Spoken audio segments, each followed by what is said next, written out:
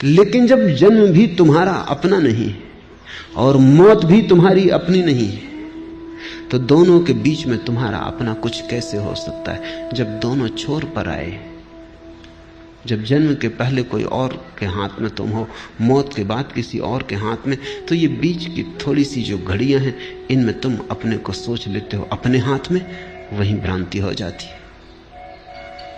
वही अहंकार तुम्हें जगने नहीं देता, वही अहंकार सोने की नई तरकीबें व्यवस्थाएं खोज लेता है। इसलिए बुद्ध पुरुष आते हैं, उनके तीर ठीक तर्कस से तुम्हारे हृदय की तरफ निकलते, पर तुम बचा जाते हो। हजारों खिज्र पैदा कर चुकी है नस्ल आदम की।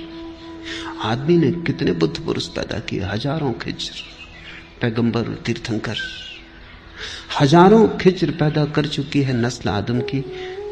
ये सब तस्लीम, लेकिन आदमी अब तक भटकता है। ये सब तस्लीम, ये सब स्वीकार कि हजारों बुद्ध पुरुष हुए, पर इससे क्या फर्क पड़ता है? आदमी अब तक भटकता है। आदमी भटकना चाहता है? कहता तो आदमी यही है कि भटकना नहीं चाहता।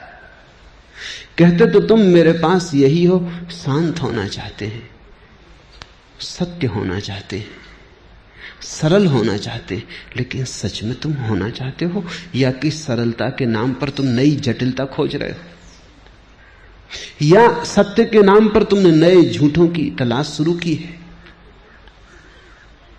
या शांति के नाम पर अब तुमने एक नया रोग पाला। अब तुम शांति के नाम पर अशांत होने को उत्सुक हुए।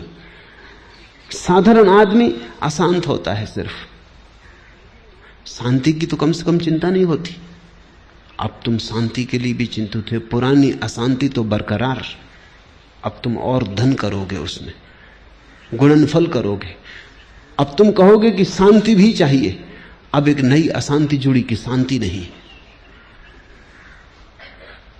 झूठ तो तुम थे, अब तुम कहते हो सत्य खोजेंगे। अब तुम सत्य के नाम पर कुछ नए झूठ इजाद करोगे, स्वर्ग के, मोक्ष के, नरक के, परमात्मा के, आकाश के। मंदिरों में जाओ, स्वर्गों के नक्शे टंगे, पहला स्वर्ग, दूसरा स्वर्ग, पहला खंड, दूसरा खंड, तीसरा खंड, सचखंड तक नक्शे टंगे हुए।